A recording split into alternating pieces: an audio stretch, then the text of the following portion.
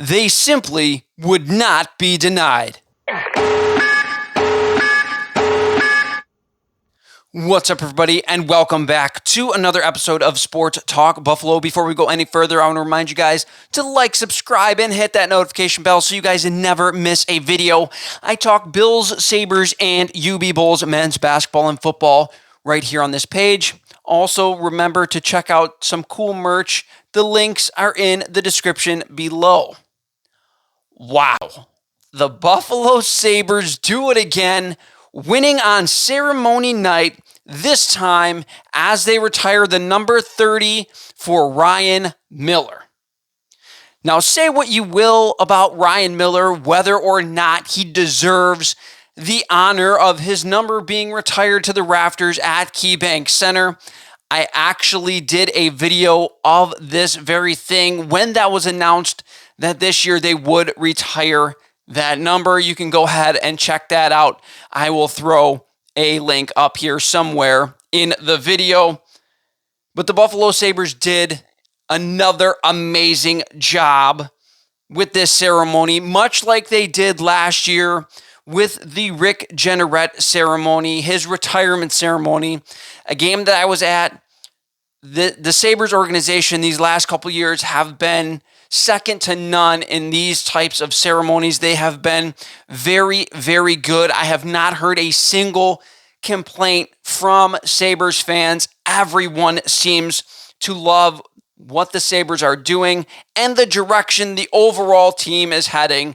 So that definitely helps in terms of things when things for fans when they have appreciation for these types of things. And the building was pumped from the opening faceoff. You could just sense it from home how electric that building was.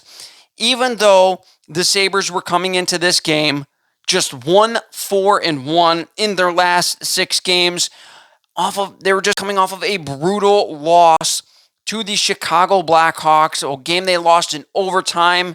They outplayed Chicago pretty much all game long. They fell apart in the third period. They lost a 2-goal lead and ended up losing in overtime to one of the worst teams in the league. They simply would not let that happen again in this game. They came out on fire. They dominated basically from the opening puck drop. The Sabres outplayed the New York Islanders for a majority of this game. Especially in the first period, they outshot the Islanders 18-5 in the first period. I don't think we've seen such a discrepancy in a Sabres game in a very long time. However, Ilya Sorokin shows why he is one of the best goaltenders in the league as he stops all 18 of the Sabres shots, and the Sabres go into the first intermission down 1-0.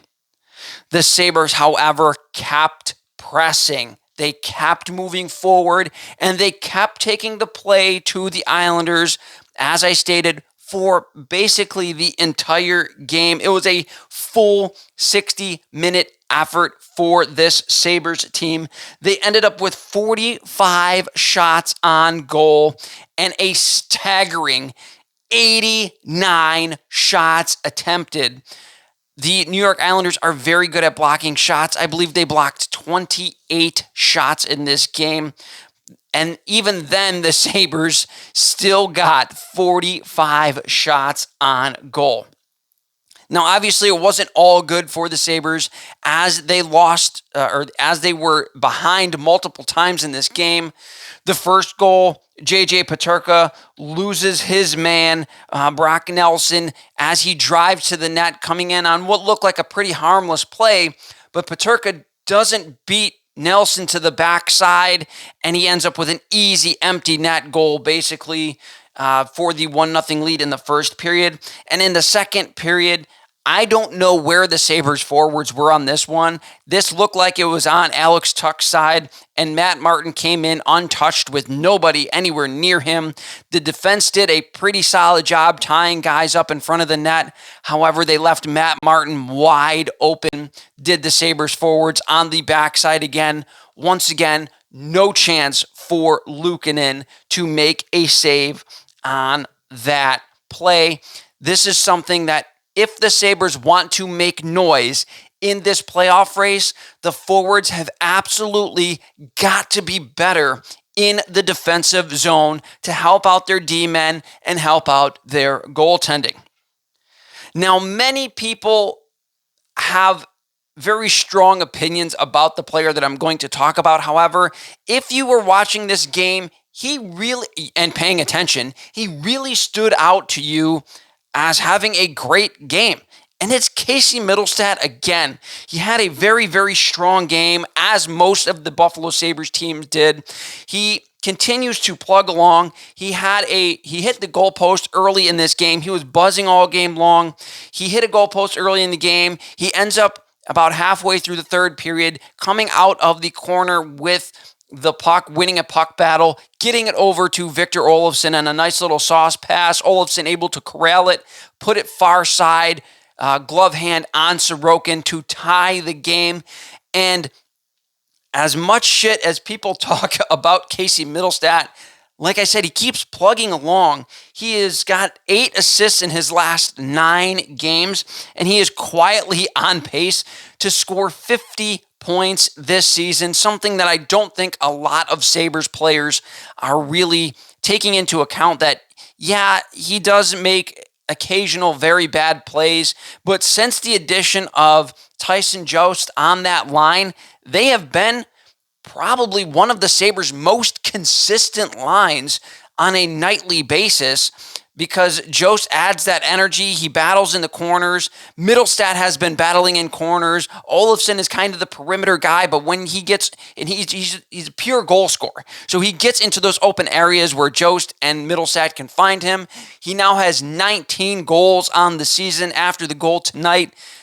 That line has been cooking for the Sabres, and again, like I said, they have been probably one of the most consistently strong lines for the Sabres over these last 10 or so games. Now, obviously, another player that had an incredible night was Rasmus Dahlin. He assists on the first goal. The patience he has just walking the puck along the blue line, shooting it and creating kind of a rebound as it bounces off the defenseman right to Alex Tuch, who makes no mistake. And then, of course, in overtime, where he makes a ridiculously good pass to Dylan Cousins, who is able to stop a bouncing puck on a breakaway, have the wherewithal to stop the bouncing puck on the breakaway, settle it down, and then beat Sorokin clean on the blocker side. Just a great play all around to give the Sabres the 3-2 win in overtime. But the star of this game, of course, had to be on Ryan Miller night, was the goalie in Ukko-Pekka Luukkonen. He made an incredible amount of very good saves, grade A opportunities on the New York Islanders, breakaway saves where he comes across, makes a pad save. He was making saves, not giving up a whole lot of rebounds on some of these shots with traffic in front of him. He also made an incredible save late in this game, less than 10 seconds to go on a 2-on-1, which could have won the game for the New York Islanders. He calmly blockers it aside to get the game into overtime. He played his third straight very strong game. He stopped 26 of 28 shots and posted a .923 save percentage in this game. He was my first star on Ryan Miller night, and the Sabres came away with a 3-2 victory because of the strong play on their back end and in their net. With this win, the Buffalo Sabres now sit just 4 points out of the final wild card playoff spot with 38 games remaining. The Sabres are still in the playoff hunt late into January, something that most people probably didn't think that they would be in. And it is setting the Sabres up to have a very fun last 38 games of the season. If they can continue to bring it on a nightly basis, the Sabres will stay right in the thick of things until the very end, and maybe even squeaking in to the playoffs for the first time in over a decade. That's going to do it for this episode of Sports Talk Buffalo, guys. Remember to like, subscribe, and hit that notification bell so you guys never miss a video. That's all for this week. Have a fantastic week. I can tell you, there is no greater honor to share with the fans here in Buffalo. Welcome to the club. Welcome home.